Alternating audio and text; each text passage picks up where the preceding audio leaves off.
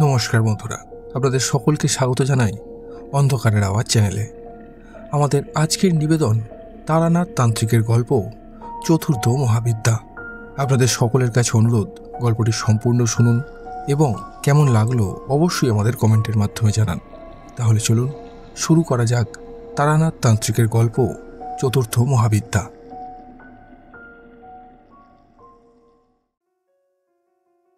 সেদিনটা ছিল বৈশাখ মাসের একটা উষ্ণ দিন।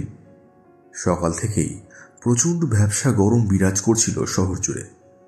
সেদিন রবিবার থাকায় দপ্তর যাওয়ার তেমন কোনো ব্যাপার ছিল না। নাহলে এই যে ভ্যাপসা গরম, তাতে যদি ভিড়ে ঠাসা ট্রামে উঠে বড় বাজার থেকে ডাল হাউসে যেতে হয়, তাহলে ওই ট্রামের মধ্যেই হৃদরোগে আক্রান্ত হয়ে মৃত্যু হয়ে যাওয়াটা অস্বাভাবিক কিছু নয়। কিন্তু আজ রবিবার থাকায় একটু স্বস্তি পাওয়া গেল। আজ বাড়িতে বসে আমি কিছু বিলেতি পত্রিকা পড়ছিলাম, আর এর সাথে আমার গিন্নি আজকে আমার জন্য গরম গরম লুচি আর আলুর দম বানিয়েছিল, সেগুলি খাচ্ছিলাম। আজ রবিবার হওয়ার জন্য সকালেই আমি আমার গিন্নিকে বলেছিলাম, মালতী শোনো না, আজ তো রবিবার, ছুটির দিন, তা আজ সকালের জন্য জল খাবারে একটু গরম গরম লুচি আর সাদা আলুর দম বানিয়ে খাওয়াবে আমায়। এই সারা সপ্তাহ এত হাড় ভাঙা খাটুনি করি, শুধু হাতে পাই রবিবারটুকু মাত্র। আর ছুটির দিনে যদি তোমার হাতের ওই ফুলকো ফুলকো লুচি আর সাদা আলুর দম পাই, তাহলে সারা সপ্তাহের পরিশ্রমটা সার্থক হয়ে যাবে একেবারে। তাই আজকে আমাকে জলখাবারে ওই লুচি আর সাদা আলুর দম বানিয়ে দাও না। আমার এই আবদার শুনে আমার গিন্নি আমাকে বলল, আরে বাবা, তোমার এই সমস্ত ছেলে মানুষগুলো দেখলে মনে হয় তোমার শুধু শরীরটাই বড় হয়েছে আর মনটা একেবারে সে ছোট্ট বাচ্চার। তোমাকে নিয়ে আমি সত্যি আর পারি না গো। নিজের বয়সটা একবার দেখেছো? বয়সটাকে খেয়াল করে তো আবদারগুলো করবে নাকি? তোমার যে দুটো ছোট ছোট বাচ্চা আছে, সেই খেয়ালটা আছে? আজ তারা যদি তোমার এরকম বাচ্চাদের মতো বায়না করতে দেখে, তাহলে তো কাল তোমার মতো ওরাও কথায় কথায় বায়না করবে। তখন কি করবে শুনি? নিজের এই সমস্ত ছেলে মানুষগুলোকে এইবার অন্তত ছাড়ো। গিনির কথা শুনে আমি কিছুক্ষণ মুখ নামিয়ে চুপ করে বসে থাকলাম। তারপর এক সময় পর আমার গিন্নি একটু মুচকি এসে আমাকে বলল, থাক থাক, আর রাগ করতে হবে না। আমি তোমাকে তোমার পছন্দের লুচি আর সাদা আলুর দম বানিয়েই খাওয়াবো। আর অভিমান করে থাকতে হবে না। লোকে ঠিকই বলে, মানুষ যত বুড়ো হতে থাকে ততই সে একেবারে বাচ্চা হয়ে যায়, আর বাচ্চাদের মতো জেদ আর বায়না করতে থাকে। এই কথা বলার পর আমার গিন্নি চলে গেল রান্নাঘরে। আর সেখানে গিয়ে সে আমার কথা মতো লুচি আর আলুর দমের জন্য প্রস্তুতি নিতে শুরু করলো। আজকে আমার গিন্নির মন ভালো ছিল বলেই সে একেবারে আমার আবদারটা মেনে নিল। কিন্তু অন্যান্য সময় সে এত সহজে আমার কোনো আবদার মেনে নেয় না, বরং উল্টে সে আমাকে 7টা কথা শুনিয়ে দেয়। কিন্তু আজ ভাগ্যদেবতা আমার প্রতি সন্তুষ্ট ছিলেন বলেই আমার গিন্নির হাতের লুচি আর সাদা আলুর দম খেতে পারলাম। সেদিন জল খাবারের পাট চুকিয়ে আমি মন দিলাম সমস্ত বিলেতি পত্রিকায়। মন দিয়ে পড়তে লাগলাম। ওই সমস্ত পত্রিকাগুলোর বিভিন্ন খবরাখবরগুলো চোখে পড়তে লাগলো। এইভাবে মন দিয়ে পড়তে পড়তে আমার খেয়ালই ছিল না কখন আমার পাশে কিশোরী এসে দাঁড়িয়েছে। আমার চমক ভাঙল আমার গিন্নির ধমকে।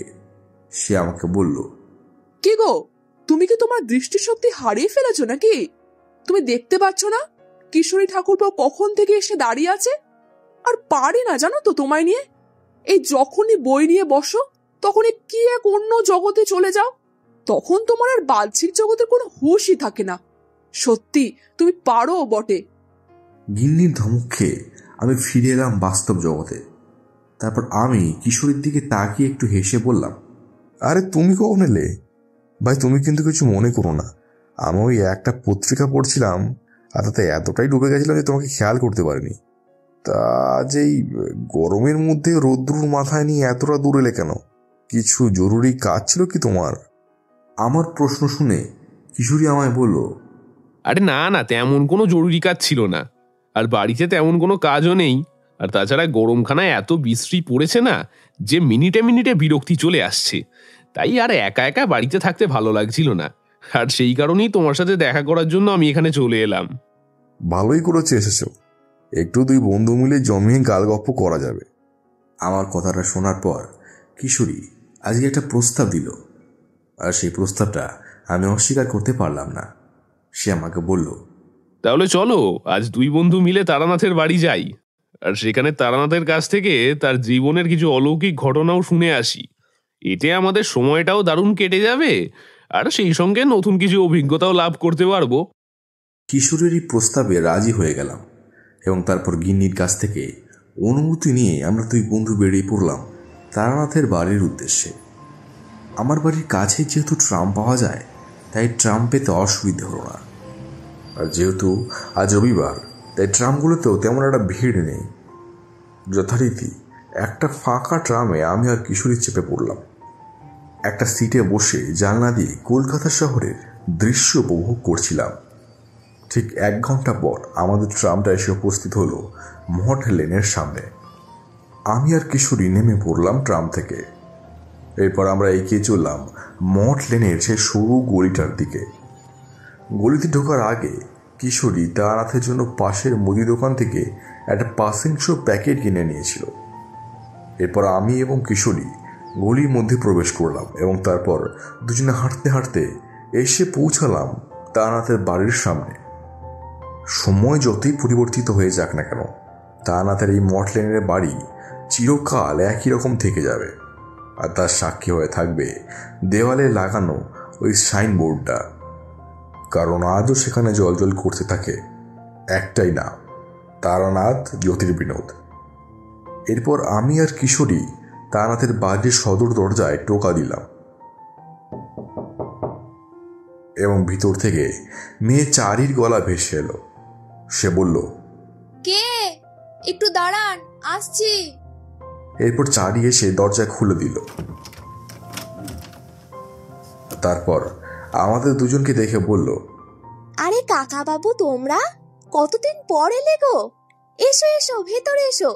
বাবা তো প্রায় তোমাদের কথা বলে গো। তোমরা এতদিন আসতে না বলে বাবার মনটাও একদমই ভালো ছিল না।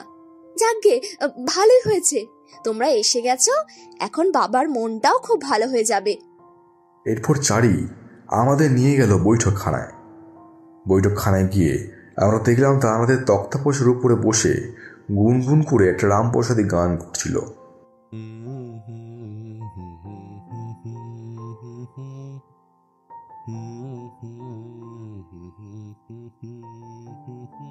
আমাদের উপস্থিতি টের পেয়ে সে গান থামিয়ে দিল এবং তারপর আমাদের ভিতরে আসতে বলল। বৈঠকখানায় প্রবেশ করে আমরা দুজন গিয়ে বসলাম তক্তাপোষের সামনে রাখা মাদুরের উপর। এরপর তারানাথ চারিকে 3 কাপ চা আর কিছু তেলে ভাজা নিয়ে আসতে বললেন। এরপর তারানাথ ফিরে আসার পর আমাদেরকে বললেন, তোমরা তো আমাকে ভুলেই গেছো। তোমরা যখন আসতে না তখন মন খুবই খারাপ থাকতো, কারণ আমি আমার জীবনের এই সমস্ত অলৌকিক অভিজ্ঞতার কথা কাউকে বলতে পারতাম না। যাক, ভালোই হয়েছে তোমরা এসে পড়েছ।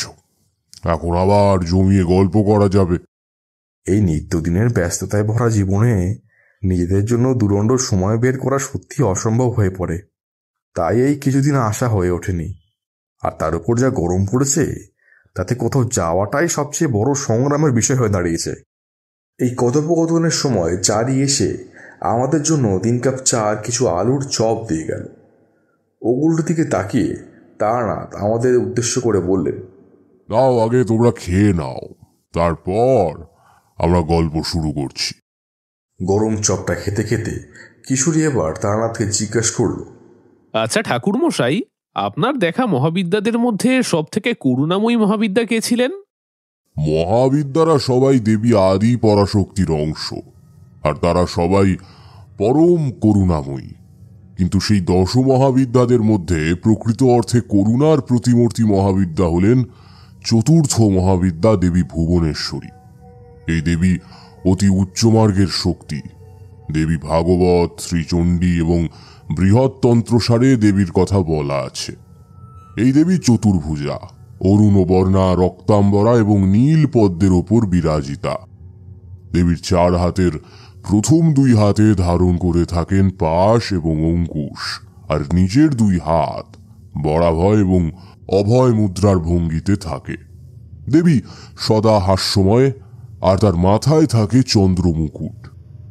তারানাথের মুখে দেবী ভুবনেশ্বরী বর্ণনা শুনে আমি তারানাথকে জিজ্ঞেস করলাম, আচ্ছা, আপনি কি আপনার জীবনে কখনো এই মহাবিদ্যার দর্শন পেয়েছিলেন? যদি পেয়ে থাকেন তাহলে আজকে আমাদের সেই গল্পটাই বলুন না, আমরা আজকে সেটাই শুনবো। আমি দেবী ভুবনেশ্বরীর সাধনা করেছিলাম আমার জীবনের প্রথম দিকে, আর সেটাই ছিল আমার প্রথম মহাবিদ্যার সাধনা। কারণ আমি যখন প্রথম মাতু পাগলির কাছে তন্ত্র সাধনার জন্য গিয়েছিলাম, তখন সে আমাকে ভেলকি দেখিয়ে মহাবিদ্যা ত্রিপুরা সুন্দরীর নাম করে মহা ডামুরিকে দেখিয়েছিল, আর যার ফলে আমার সেই সাধনা ব্যর্থ হয়ে যায় আর আমাকে সেখান থেকে চলে যেতে হয়েছিল। আর তারপর থেকে আমি আর মহাবিদ্যা সাধনা করে উঠতে পারিনি। কিন্তু হয়তো ভাগ্যদেবতা আমার প্রতি সন্তুষ্ট ছিলেন বলেই আমার জীবনে এমন একটা সুযোগ এনে দিল, যেটার মাধ্যমে আমি আবার মহাবিদ্যা সাধনার প্রতি আকৃষ্ট হয়ে পড়লাম। আমি সেইবার ঘুরতে ঘুরতে এসে উপস্থিত হয়েছিলাম মেদিনীপুর জেলার মহিষাদল গ্রামের একটা প্রত্যন্ত শ্মশানে। শ্মশানটা ছিল হলদি নদীর একদম পশ্চিম প্রান্তের একটা জঙ্গলাকীর্ণ জনবিরল স্থানে। আমি যখন ওই জায়গায় উপস্থিত হলাম তখন প্রায় সন্ধে হয়, আর এদিকে জায়গাটা নিস্তব্ধ ও জনবিরল হওয়ায় মনে একটা ভয়ের উদয় হতে শুরু করলো। কিন্তু আমি ভয় না পেয়ে এগিয়ে চললাম সেই শ্মশানের দিকে। আমি যখন সেই শ্মশানের মধ্যে উপস্থিত হলাম তখন চারিদিকে সন্ধ্যার গাঢ় অন্ধকার নেমে এসেছে, আর দূর জঙ্গলের ভেতর থেকে ভেসে আসতে শুরু করলো শেয়ালের ডাক। সব মিলিয়ে পরিবেশটা এক ভৌতিক পরিবেশের রূপ নিয়েছে। সেদিন ছিল অমাবস্যা আর কৃষ্ণপক্ষ, তার ফলে অন্ধকারটা বেশ গাঢ় বলে মনে হচ্ছিল। শ্মশানের ভেতর অন্ধকারটা বেশি থাকার ফলে কিছুই ঠাউর করতে পারছিলাম না। শুধু আমি দেখতে পেলাম শ্মশানের একদম শেষ প্রান্তে নদীর পাড়ে একটা বিশাল বড় অগ্নিকুণ্ড জ্বলছে, আর তার সামনে একজন সৌম্যকান্তি সাধু ধ্যানমগ্ন অবস্থায় বসে আছেন। পরনে তার ছিল রক্তবস্ত্র আর কপালে ছিল রক্তচন্দনের তিলক। মাথায় ছিল জটা আর তার গলায় ছিল পদ্মবীজের মালা। সেই সাধুকে দেখে আমার মনে শ্রদ্ধার উদয় হলো। তারপর আমি আস্তে আস্তে এগিয়ে গেলাম ওই সাধুর দিকে। ওই স্থানে পৌঁছে আমি সাধুর সামনে হাত জোর করে বসলাম। এভাবে বেশ কিছুক্ষণ বসে থাকার পর একসময় সাধু ধীরে ধীরে তার চোখ দুটি মেলল। আমার দিকে তাকিয়ে স্পষ্ট বাংলায় আমাকে জিজ্ঞাসা করলেন, কে বাবা তুই? এখানে কি করতে এসেছিস? সাধুর প্রশ্নের জবাবে আমি বললাম, প্রণাম সাধু বাবা, আমি তারানাথ। আমি একজন পরিব্রাজক। সাধু সঙ্গ এবং তন্ত্রবিদ্যার নেশায় গৃহত্যাগ করে বিভিন্ন গ্রামেগঞ্জে ঘুরে বেড়াচ্ছি, আর সেই ঘুরতে ঘুরতে আমি এসে উপস্থিত হয়েছি আপনার স্থানে। আমাকে দয়া করুন, আমাকে আপনার সঙ্গে থাকতে দিন। আমার কথাটা শুনে সাধু আমায় বললেন, তোর সংসারে এখনো অনেক কাজ বাকি আছে। এখনো তোর সময় হয়নি পুরোপুরি সন্ন্যাসী হওয়ার। যা, ফিরে যা, সংসারে ফিরে যা, আর সেখানে গিয়ে নিজের কর্তব্য কর্মগুলো সঠিকভাবে পালন কর। যা, ফিরে যা তুই। কিন্তু আমি ছাড়ার পাত্র নই, কারণ এখন যদি আমি এখান থেকে বাড়ি ফিরে যাই তাহলে আর কোনোদিনই আমার তন্ত্র সাধনা সঠিকভাবে শেখা হবে না। তাই আমি সাধুর পায়ে পড়ে কাঁদতে শুরু করলাম। তাকে অনুরোধ করলাম যেন আমাকে ত্যাগ না করেন। অনেক অনুরোধের পর অবশেষে সেই সাধু আমার কথা শুনলেন। তারপর তিনি আমায় বললেন, তুই তন্ত্র সাধনা শিখতে চাস? হ্যাঁ সাধু বাবা, আমি সঠিকভাবে ও নিষ্ঠার সঙ্গে তন্ত্র সাধনা শিখতে চাই। সাহস আছে তো মনে?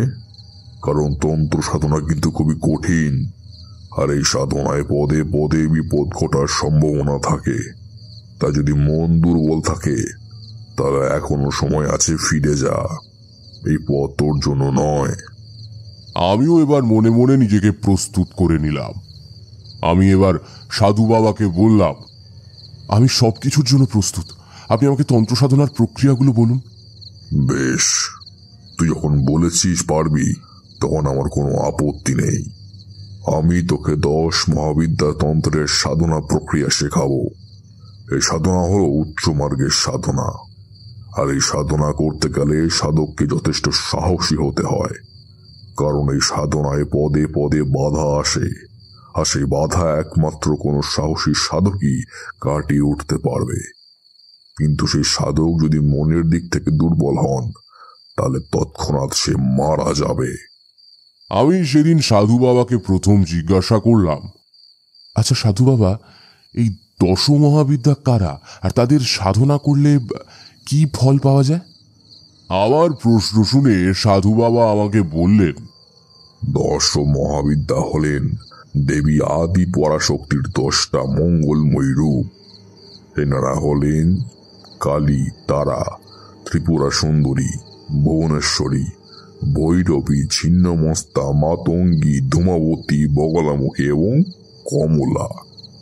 এই দেবীদের যদি কোনো সাধক তন্ত্রবিদ্যার দ্বারা তুষ্ট করতে একবার পারে, তাহলে এই দেবীরা ওই সাধককে অনেক শক্তি প্রদান করে, আর সেই শক্তির প্রয়োগ ঘটিয়ে সাধকরা অনেক মানুষের উপকার করেন, এবং জীবনের অন্তিমে এই সমস্ত সাধকরা ওই সমস্ত মহাবিদ্যার কাছে পৌঁছে যান। তাদের এই পৃথিবীর বুকে আর ফিরে আসতে হয় না। কিন্তু যদি কোনো সাধক মহাবিদ্যার শক্তিকে নিজের স্বার্থ সিদ্ধির কাজে লাগিয়ে কোনো নিরীহ মানুষের ক্ষতি করে, তাহলে এই সমস্ত মহাবিদ্যারা সেই ভণ্ড সাধককে নিজের হাতে শাস্তি প্রদান করে, আর তাকে অনন্তকালের জন্য নরকের অন্ধকারে নিমজ্জিত করে। এই বলে সাধু বাবা কিছুক্ষণের জন্য মৌন রইলেন। তারপর আমার দিকে তাকিয়ে আমাকে বললেন, আজ থেকে ঠিক 1 সপ্তাহ পরে কৌশিক অমাবস্যা, আর ওই দিনটাই হচ্ছে মহাবিদ্যা সাধনা করার জন্য একমাত্র উপযুক্ত দিন। ওই দিন আকাশে উত্তর ফাল্গুনী এবং আদ্রা নক্ষত্র এক সরল রেখায় উপস্থিত থাকবে। তাই ওই দিন যদি সঠিকভাবে মহাবিদ্যা সাধনা করা যায়, তাহলে সাধনায় সিদ্ধি লাভ অবশ্যই ঘটবে, আর সাধনার শেষে মহাবিদ্যার দর্শন পাওয়া যাবে। তাই সেই মহেন্দ্র ক্ষণের জন্য নিজেকে প্রস্তুত করাটা একান্তই দরকার, আর তা না করতে পারলে সাধনা তো ব্যর্থ হবেই, সাথে ঘটবে প্রাণহানি। এরপর আমি সাধু বাবার সাথে তার কুটিরে এলাম। কুটিরে প্রবেশ করে আমি দেখলাম ওই কুটিরের ভেতরে মাটির ঠিক মাঝখানে একটা বিশাল বড় ত্রিশূল পোঁতা, আর সেই ত্রিশূলের চারপাশে মাটিতে ছড়িয়ে পড়ে আছে অসংখ্য মাটির ঘট, আর সেগুলো ছিল বিভিন্ন রঙের। আমি সেদিকে খুব মন দিয়ে তাকিয়ে আছি দেখে সাধু বাবা একটু মুচকি হেসে বললেন, ওগুলো 10 মহাবিদ্যার ঘট, আর ওই ত্রিশূল হলো দেবী আদি পরাশক্তির রূপ। 10 মহাবিদ্যার সাধনার সময় এই ঘটগুলোতেই আহ্বান করা হয়, আর তারপর সেই দেবীরা যদি সাধকের সাধনায় তুষ্ট হন, তাহলে তাদের শক্তি ওই ঘটগুলোতে প্রবেশ করে, আর তখন সেই সাধারণ মাটির ঘট রং পরিবর্তন করে যায়, এবং প্রত্যেকটা ঘটই মহাবিদ্যাদের কার্তবর্ণ ধারণ করে।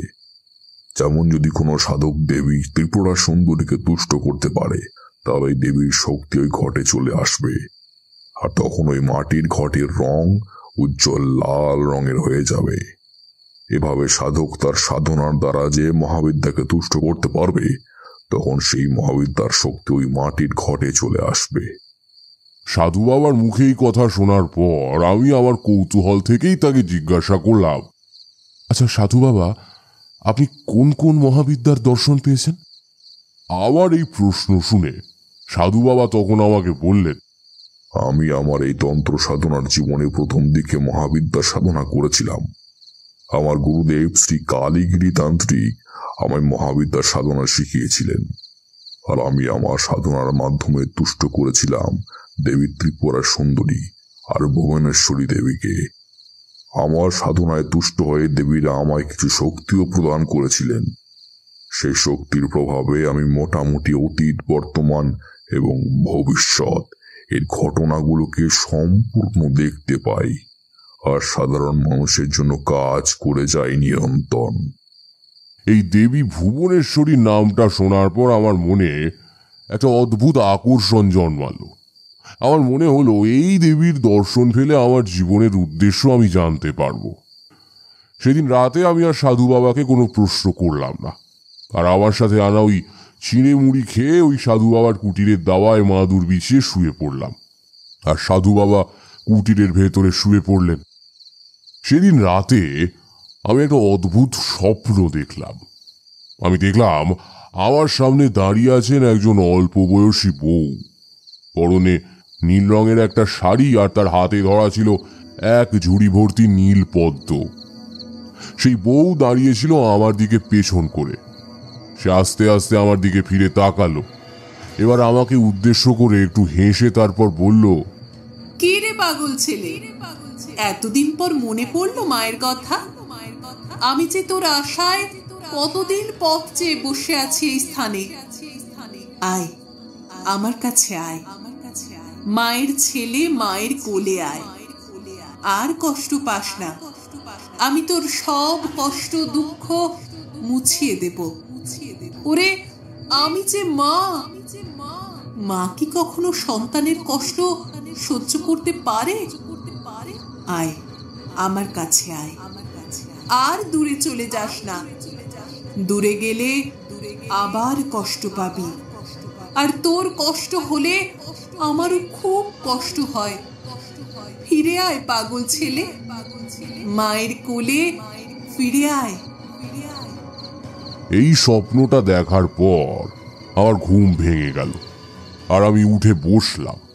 তারপর এক মনে তাকিয়ে রইলাম ওই দূরে নদীটার দিকে। সেদিন কৃষ্ণপক্ষ অমাবস্যা থাকার জন্য জ্যোৎস্না ছিল না ঠিকই, কিন্তু একটা অপার্থিব নীলাভ আলোয় চারিদিক কিছুটা দৃশ্যমান হচ্ছে। আর সেই আলোয় ওই দূরের নদীর পাড়ে আমি যেন কিছু একটা দেখতে পেলাম। দেখলাম একজন অল্প বয়সী বউকে, যে তার দুই হাত প্রসারিত করে আমায় ডাকছে। আর আমি সেদিকে তাকিয়ে যেন শুনতে পেলাম অত্যন্ত মমতার সঙ্গে কোনো মা তার অবোধ সন্তানকে বলছেন, ওরে আমার পাগল ছেলে, আর মায়ের উপর রাগ করে থাকিস না। ফিরে আয় মায়ের কোলে, মা যে তোর পথ চেয়ে বসে আছে।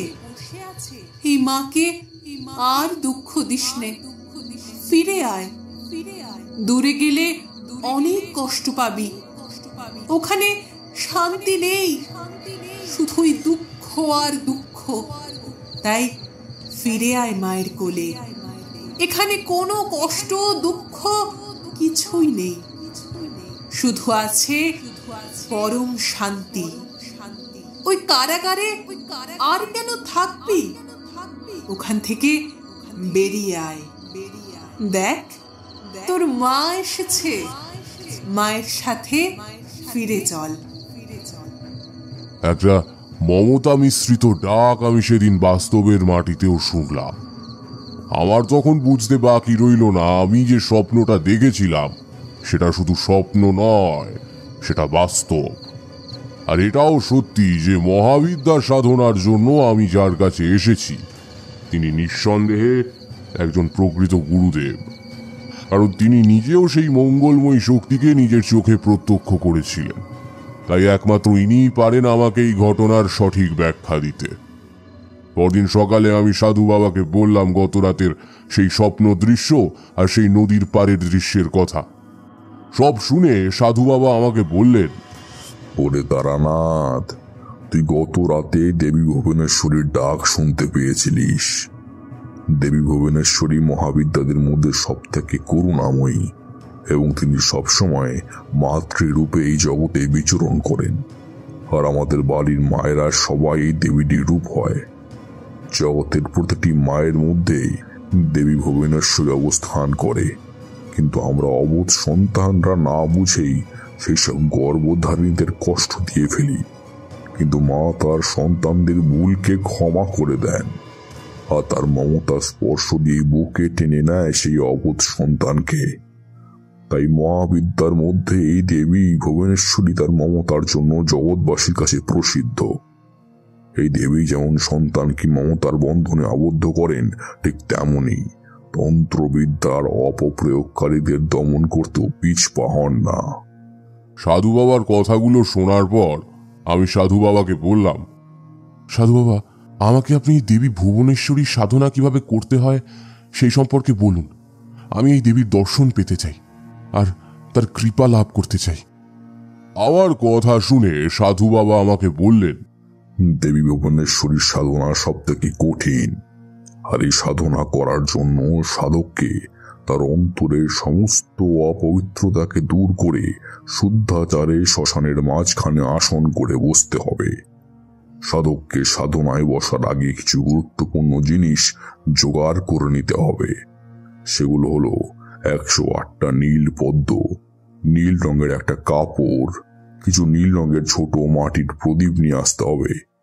তারপর সেই সমস্ত উপকরণগুলোকে পরপর সাজিয়ে দিতে হবে যজ্ঞকুণ্ডের চারপাশে। এরপর আসনে বসে যজ্ঞকুণ্ডে অগ্নিসংযোগ করে সাধনা শুরু করতে হবে। এই সাধনা করার সময় সাধককে একটা মন্ত্র অবিরাম জপ করে যেতে হবে, আর সেই মন্ত্রটা হলো ওং হেং ক্রিং ভুবনেশ্বরী দেবী নমঃ। এই মন্ত্রটা এক মনে আসনে বসে চোখ বন্ধ করে জপ করে যেতে হবে। সাধনা চলাকালীন সময় অনেক রকমের প্রতিকূলতা আসবে, অর্থাৎ অনেক অশুভ শক্তির আগমন ঘটবে। তারা নানাভাবে চেষ্টা করবে সাধকের সাধনা ভঙ্গ করার, কিন্তু সাধককে অসীম সাহস নিয়ে ওই আসনে বসে থেকে সাধনা চালিয়ে যেতে হবে। আর একটা একটা করে ওই নীল পদ্ম অগ্নিকুণ্ডের ভিতরে আহুতি দিতে হবে।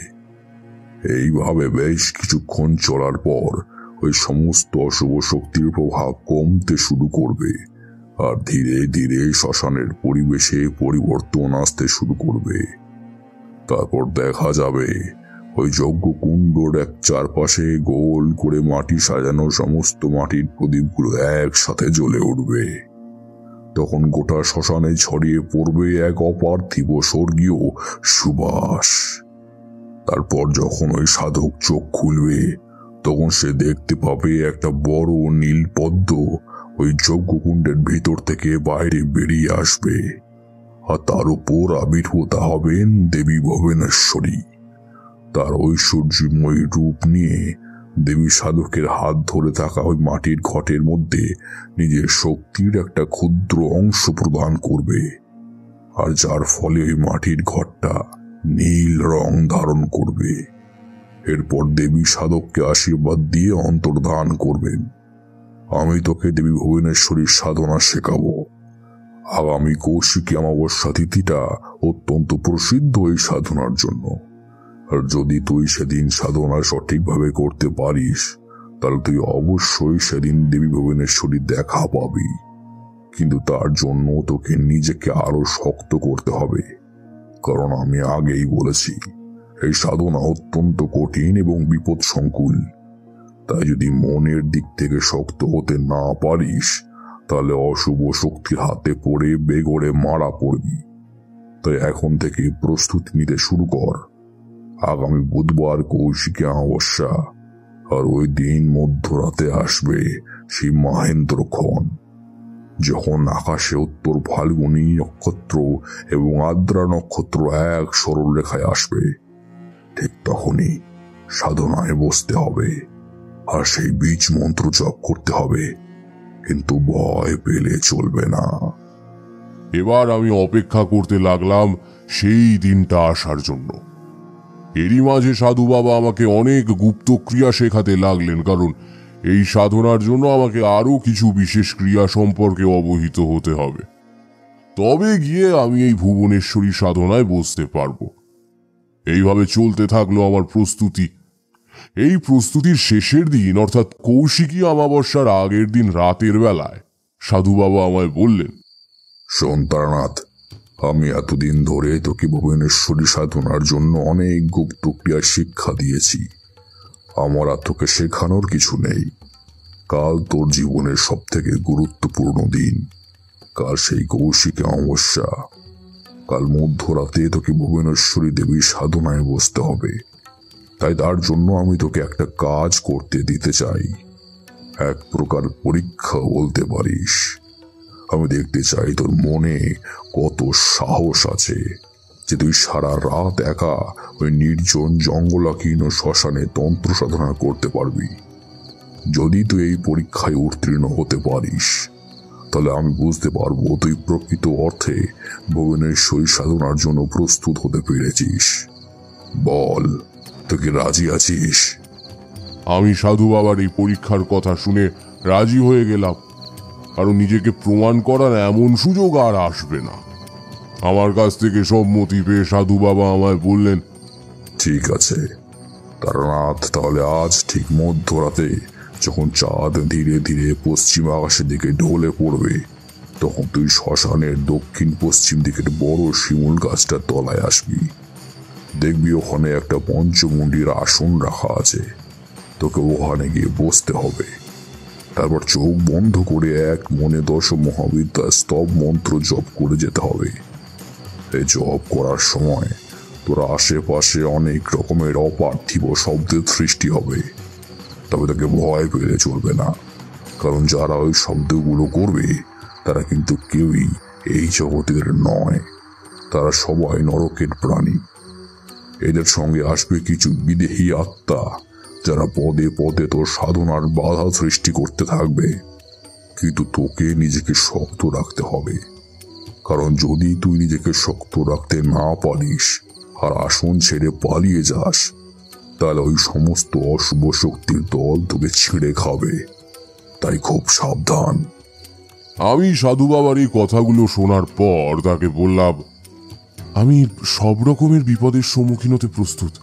আপনি আমাকে আশীর্বাদ করুন, আমি যেন আপনার এই পরীক্ষায় উত্তীর্ণ হতে পারি। এরপর সাধু আমাকে আশীর্বাদ দিলেন। তারপর ঠিক মধ্যরাতের সময় আমাকে নিয়ে উপস্থিত হলেন শ্মশানের দক্ষিণ পশ্চিম দিকের সেই পঞ্চমুণ্ডি আসনের সামনে। আমাকে তারপর হাতের ইশারায় বসতে বললেন ওই আসনে। তারপর আমি মনে সাহস এনে বসলাম ওই আসনে। ওই আসনে বসার পর আমার মধ্যে একটা বিদ্যুতের তরঙ্গ খেলে গেল। এরপর আমি নিজেকে সামলে নিলাম। তারপর সাধু বাবা আমাকে বললেন, শোন, তোকে আজ এই আসনে বসে বীজ মন্ত্র জপ করতে হবে। আগামীকাল কৌশিকী অমাবস্যার রাতে তোকে আসনে বসেই দেবী ভুবনেশ্বরীর সাধনা করতে হবে। আজ আমি তোকে বীজ মন্ত্র দেব, আর আজ সারা রাত তোরে এখানে বসে এক মনে ওই মন্ত্র জপ করতে হবে তোকে। এরপর সাধু বাবা আমার কানে সেই বীজ মন্ত্র দিলেন। তারপর সাধু বাবা সেই স্থান থেকে প্রস্থান করলেন। আমি এবার ওই স্থানে নিজেকে সম্পূর্ণ একা আবিষ্কার করলাম। তখন আমি শুনতে পেলাম দূরের জঙ্গলের ভেতর থেকে ভেসে আসা শিয়ালের ডাক। এই ডাক এই মধ্যরাতের নিস্তব্ধতাকে এক লহমায় খান খান করে দিয়েছিল। এবার আমি চোখ বন্ধ করে এক মনে বসে সাধু বাবার দেওয়া ওই বীজ মন্ত্র জপ করতে শুরু করলাম। এইভাবে প্রায় 1 ঘন্টা মতো আমি নির্বিঘ্নেই জপ চালিয়ে গিয়েছিলাম, কিন্তু তারপর শুরু হলো উপদ্রব।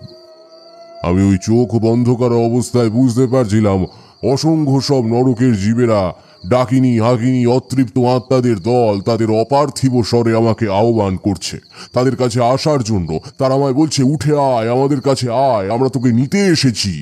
আজ এই মধ্যরাতে তুই আমাদের দলের সদস্য হয়ে যা, উঠে আয় আমাদের কাছে, আর ওখানে বসে থাকিস না।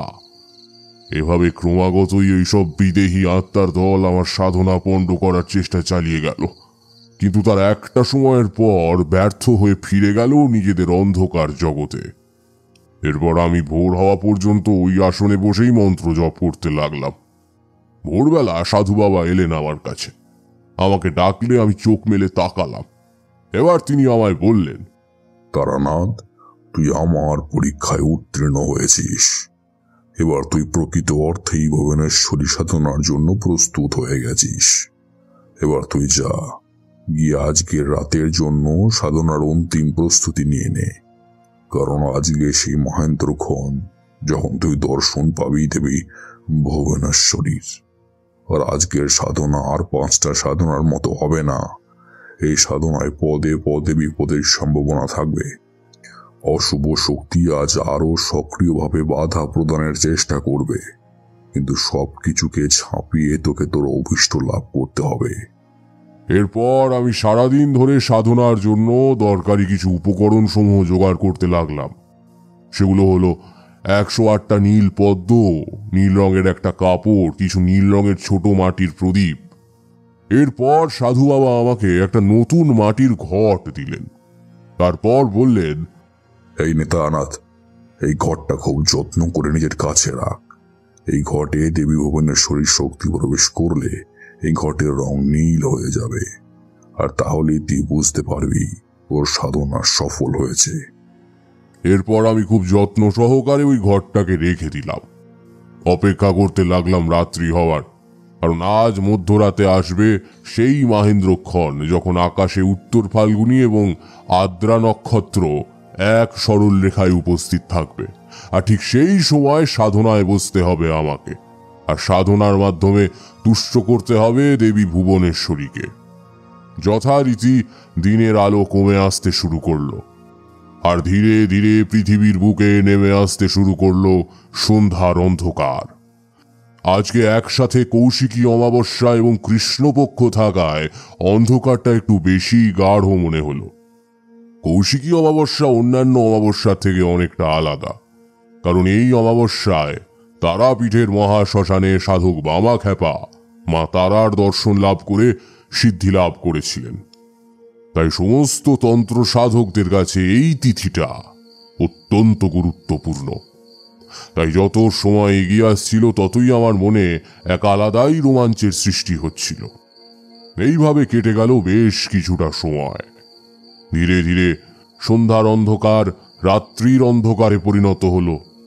আকাশে দেখা দিল উত্তর ফাল্গুনী এবং আদ্রা নক্ষত্র। এটা দেখার পর আমি বুঝতে পারলাম সেই বহু প্রতীক্ষিত মাহেন্দ্রক্ষণ আসতে শুরু করেছে। এরপর আমি আমার সমস্ত সাধনার জিনিসপত্র গুছিয়ে নিতে শুরু করলাম। দেখলাম সাধু বাবা হাতে একটা ত্রিশূল নিয়ে কুটিরে প্রবেশ করলেন। কুটিরে প্রবেশ করে সাধু বাবা আমার হাতে ওই ত্রিশূলটা দিয়ে বললেন, তারনাথ, এই ত্রিশূলটা ধর। এটা মা আদ্যা শক্তির আশীর্বাদী ত্রিশূল। এই ত্রিশূল সাধকের কাছে থাকলে সাধক যে কোনো বিপদ থেকে রক্ষা পাবে। তাই তোকে আমি এই ত্রিশূলটা দিচ্ছি, তোর মঙ্গল হোক। এরপর আমি সাধু বাবার দেওয়া ওই ত্রিশূলটা আর সাধনার সমস্ত উপকরণ নিয়ে বেরিয়ে পড়লাম সাধনার উদ্দেশ্যে। মধ্যরাত ততক্ষণে উপস্থিত, আর সেই মাহেন্দ্রক্ষণ উপস্থিত হওয়ার সময় হয়ে এসেছে। এরপর আমি এসে উপস্থিত হলাম শ্মশানের দক্ষিণ পশ্চিম দিকের বড় শিমুল গাছটার সামনে। আমি গতকালের দেখা সেই পঞ্চমুণ্ডির আসনটার ওপর গিয়ে বসলাম। ওই আসনের ওপর বসার পর আমার মধ্যে পুনরায় একটা বিদ্যুতের ঝলক খেলে গেল। এরপর আমি একবার আকাশের দিকে তাকালাম। তাকিয়ে দেখলাম উত্তর ফাল্গুনী এবং আদ্রা নক্ষত্র এক সরল রেখায় উপস্থিত হয়েছে, অর্থাৎ সেই মাহেন্দ্রক্ষণ এসে উপস্থিত হয়েছে। এবার আমি আমার সামনে একটা অগ্নিকুণ্ড বানিয়ে তার আশেপাশে গোল করে সাজিয়ে দিলাম সেই প্রদীপগুলো। আমি সাধু বাবার বলে দেওয়া দেবী ভুবনেশ্বরীর স্তব মন্ত্রটা ওম হ্রিং ক্রিং ভুবনেশ্বরী দেব্যই নমঃ জপ করতে লাগলাম। বেশ কিছুক্ষণ জপ চালিয়ে গেলাম এক মনে। আর এর সঙ্গে আমার সঙ্গে আনা ওই 108টা নীল পদ্ম একটা একটা করে ওই অগ্নিকুণ্ডর ভেতরে আহুতি প্রদান করতে লাগলাম। এভাবে যখন আমি আমার স্তব ও আহুতি প্রদানের কাজ করে যাচ্ছি, ঠিক সেই সময় পাশের নদীটার কাছ থেকে একদল লালপাড় সাদা শাড়ি পরিহিত কিছু অল্প বয়সী বউ এক হাত ঘোমটা টেনে এগিয়ে আসছে আমার দিকে। ঘোমটা থাকার জন্য আমি তাদের মুখটা স্পষ্ট দেখতে পারলাম না, কিন্তু যখন ওরা আমার সামনে এসে উপস্থিত হলো তখন তারা সবাই তাদের ঘোমটাটা এক টানে সরিয়ে দিল। আর তারপর আমার সামনে ফুটে উঠল এক দল নরকঙ্কালের মুখ, আর তাদের সবার চোখ দুটো আগুনের ভাটার মতো জ্বলছে। তাদের মুখে লেগেছিল এক পৈশাচিক হাসি, যেন এক মুহূর্তে ওরা আমাকে ছিঁড়ে খাবে। আমি ভয় না পেয়ে এক মনে আবার জপ ও আহুতি চালিয়ে গেলাম।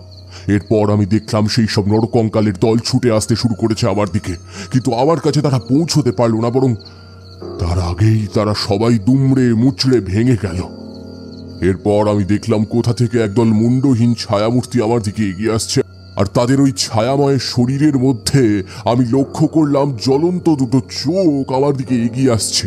আর সেই চোখ দুটোয় লুকিয়ে আছে শত সহস্র বছরের খিদে, যেন সুযোগ পেলেই ওরা আমার উপর ঝাঁপিয়ে পড়ে আমায় ছিঁড়ে খাবে। কিন্তু তারা কেউই আমার কাছে ঘেঁষতে পারল না। আমি দেখলাম ধীরে ধীরে ওই সব ছায়ামূর্তির দল অদৃশ্য হতে শুরু করলো। আরো একটা নতুন উপদ্রব শুরু হলো। আমি যখন আগুনে আহুতি প্রদান করছিলাম ঠিক সেই সময় থেকে শো শো শব্দে ঝোড়ো হাওয়া বয়ে এলো, আর সঙ্গে তীব্র বিদ্যুতের ঝলকানি আমার চোখকে প্রায় অন্ধকার করে দিয়ে চলে গেল। আমি দেখতে পেলাম আমার সামনে এসে উপস্থিত হয়েছে একটা বছর দশেকের ছোট্ট মেয়ে, কিন্তু তার রূপ ছিল অত্যন্ত ভয়ঙ্কর। দেখলাম সেই মেয়েটার হাতে ছিল বড় বড় ধারালো নখ, চুল ছিল খোলা, মুখ ছিল ফ্যাকাশে, ঠোঁট এবং চোখের কোণ থেকে গড়িয়ে পড়ছে রক্ত। আর সেই মেয়েটা আমার দিকে তাকিয়ে একটা তীব্র চিৎকার করে বলে উঠল, উঠে আয় আসন থেকে, আমি তোকে নিতে এসেছি, আমাদের সাথে আয়। এই অমাবস্যার মধ্যরাতে আমরা পৈশাচিক আনন্দে মেতে উঠি। এই অমাবস্যার রাত আমাদের কাছে আনন্দের রাত, আর এবার আমরা চাইছি তোকে আমাদের সাথে নিয়ে যেতে। তাই আর দেরি করিস না, উঠে আয়, আয় আমাদের কাছে আয়, চলে আয়। এরপর আমি দেখলাম সেই মেয়েটা আমার দিকে তার হাত দুটো বাড়িয়ে দিল। সাথে সাথেই আমি দেখলাম সেই মেয়েটার হাত দুটো ক্রমশ লম্বা হতে হতে এগিয়ে আসছে আমার দিকে, কিন্তু সেই হাত দুটো আমাকে স্পর্শ করার আগেই সেই স্থানে জ্বলে পুড়ে ছাই হয়ে গেল। দেখলাম সেই মেয়েটা ছিটকে পড়লো নদীর পাড়ে, আর তারপর যন্ত্রণায় ছটফট করতে করতে মিলিয়ে গেল। আর মিলিয়ে যেতেই সেই সমস্ত ঝড় ঝঞ্ঝা এক লহমায় কেটে ধীরে ধীরে প্রকৃতি শান্ত হয়ে গেল। আমি আবার আমার সাধনায় মন দিলাম। এভাবে যখন আমার সাধনা প্রায় শেষের দিকে, তখন আমি শুনতে পেলাম এক অপরূপ মাতৃকণ্ঠের ডাক। সে যেন আমায় বলছেন, কি রে পাগল ছেলে, এখনো চোখ বন্ধ করে বসে থাকবি? এবার তো চোখ খুলে তাকা আমার দিকে, চেয়ে দেখ আমি এসেছি তোর কাছে। তোর মা তোর কাছে এসেছে, মাকে দু চোখ ভরে দেখবি না? এরপর আমি ধীরে ধীরে চোখ মেললাম। চোখ মেলে দেখলাম আমার সামনে নদীর ঠিক মাঝখানে একটা বিশাল বড় নীল পদ্ম ফুটে উঠেছে, আর সেই নীল পদ্মের ঠিক মাঝখান থেকে একটা উজ্জ্বল নীল বর্ণের আলো সৃষ্টি হয়ে সেই আলো ছড়িয়ে পড়ছে চারিদিকে। আর সেই আলো কুৎসের ঠিক সামনে পদ্মাসনে বসে আছেন দেবী ভুবনেশ্বরী, তার ঐশ্বর্যময় রূপ নিয়ে, কিন্তু তার মুখে লেগে আছে সেই পরম মমতাময় হাসিটা। দেবী আমার সামনে তার চতুর্ভুজা রূপ নিয়ে আসেননি, শুধু দ্বিভুজা রূপ নিয়ে এসেছেন। দেবী আমার দিকে তাকিয়ে মমতা মাখা স্বরে বললেন, তারানাথ, আমি তোর সাধনায় সন্তুষ্ট হয়েছি। আজ তুই তোর সাধনার মাধ্যমে সেই মহাশক্তিকে জাগরিত করেছিস, যে এই চরাচরে মাতৃরূপে বিরাজ করে। আর আজ সেই মাতৃশক্তি তোর সামনে উপস্থিত হয়েছে। এবার তুই বর প্রার্থনা কর। তুই আজ যা প্রার্থনা করবি সেই সব কিছুই তুই লাভ করবি। বল তোর কি চাই? দেবীকে দর্শন করতে পেরে আমি তখন বাকরুদ্ধ। তারপর যখন সম্বিত ফিরল, তখন আমি দেবীকে বললাম, মাগো, মা, তুমি তোমার এই অধম সন্তানকে যে কৃপা দর্শন দিয়েছ, তাতেই যে আমি খুশি। মা, আমার তোমার কাছ থেকে কিচ্ছু চাওয়ার নেই, শুধু একটাই অনুরোধ করি তোমার চরণে। সেটা হলো চিরকাল তোমার এই পরম করুণাময়ী মাতৃরূপকে বন্দনা করে যেতে পারি যেন মা। আর যেন জীবনে কখনো কোনো মাকে অশ্রদ্ধা না করি, সব মাকেই যেন শ্রদ্ধা করে যেতে পারি, কারণ তুমি এই জগতের সব মায়েরই মধ্যে মমতার উৎসরূপে বিরাজ করো। আর তাই যদি সেই মায়েদের অপমান করি, তাহলে পক্ষান্তরে সেই অশ্রদ্ধা তোমার গায়েও এসে পড়বে। তাই তুমি সব সময় আমার পাশে থেকে আমাকে সে অপরাধ থেকে দূরে রেখো মা। এইটুকুই চাই তোমার কাছে। এরপর দেবী আমাকে বললেন, তাই হবে তারানাথ, তাই হবে। তুই চিন্তা করিস না, আমি সব সময় তোর পাশেই থাকব। আর যখনই তুই কোনো ভুল পথে যাবি, তখন আমি তোকে সেই পথে যাওয়া থেকে বিরত করব। আর চিরকাল আমি এই জগতে মাতৃরূপে বিরাজ করব। আর যখন তুই কোনো মাকে দেখবি, ঠিক তখনই সেই মায়ের মধ্যে আমাকে দেখতে পাবি। আমি এভাবেই তোর পাশে থাকব আর জগৎবাসীদের কাছে থাকব। এরপর আমি দেবীর পায়ে নতজানু হয়ে প্রণাম করলাম। তারপর দেবীর উদ্দেশ্যে স্তব করলাম। প্রসন্নময়ী ভুবনেশ্বরী শান্তি অভয়দায়িনী চন্দ্রমুকুটমণি শোভে অসুর সংহারিণী সূর্য শোভা কমলাসনা চতুর্ভুজা ত্রিনয়নী প্রণমামি ভুবনেশ্বরী সর্বসিদ্ধি প্রদায়িনী। এরপর দেবী আমাকে আশীর্বাদ করলেন, তারপর অন্তর্ধান করলেন। এরপর আমি কিছুক্ষণ বসে রইলাম নদীর পাড়ে। তারপর আস্তে আস্তে উঠে এলাম ওই স্থান থেকে, আর ততক্ষণে দেখলাম ভোর হয়ে গেছে। এরপর আমি ফিরে এলাম সাধু বাবার কুটিরে। কুটিরে প্রবেশ করার পর সাধু বাবা আমায় বললেন, আমি জানি তারানাথ, তোর সাধনা সফল হয়েছে, আর তার সব থেকে বড় প্রমাণ ওই মাটির ঘরটা, কারণ তার রং পরিবর্তিত হয়ে নীল বর্ণ ধারণ করেছে। আমি জানতাম তুই দেবী ভুবনেশ্বরীর দেখা পাবি। দেবীর দেওয়া শক্তির কোনোদিনও অপপ্রয়োগ করিস না। এই শক্তি চিরকাল মানব সমাজের উন্নতির জন্য ব্যবহার করবি। এবার তুই ফিরে যা, নিজের ঘরে ফিরে যা, আর সেখানে গিয়ে সাধন ভজনের দিকে মনোনিবেশ কর, আর মানব সমাজের উন্নতি ঘটা। কারণ আজ মানব সমাজ বড়ই বিপন্ন। মানব সমাজকে রক্ষা করার জন্য দেবীর শক্তি অর্থাৎ মায়া মমতার দরকার। আজ তুই শক্তি অর্জন করেছিস, সেই শক্তি যেটার খুবই দরকার, এবার সেটাকে ব্যবহার কর। ফিরে যা তারানাথ, ফিরে যা মানুষের কাছে, ফিরে যা। এই বলে সাধু বাবা আমাকে আশীর্বাদ করলেন, আর তারপর আমিও ওই স্থান থেকে চলে এলাম আবার আমার জীবনে। এত অবধি বলে তারানাথ থামলেন, আর আমরা এতক্ষণ মন্ত্রমুগ্ধের মতো শুনে যাচ্ছিলাম তারানাথের গল্পটা। গল্প শেষ হলে আমরা লক্ষ্য করলাম তারানাথের দুটো চোখ বেয়ে ছলছল করে জল বেয়ে আসছে। তার মুখ থেকে বেরিয়ে আসছে একটা অতি পরিচিত রামপ্রসাদের গান। ডুবুদের এমন কালী বলে, ডুবুদের এমন কালী বলে। তারানাথের গলায় রামপ্রসাদী গান ভালোই লাগে। রামপ্রসাদের গান সব বয়সের মানুষের কাছেই খুবই আকর্ষণীয়, তাই আমরাও গল্প শেষে সেই গানটা শোনার জন্য অনুরোধ করে বসলাম। তারপর গান শেষ হলে আমরা ধীরে ধীরে উঠে পড়লাম এবং অন্য দিনের তুলনায় খানিক খুশি ভরা মন নিয়ে বেরিয়ে এলাম তারানাথের কাছ থেকে বিদায় নিয়ে।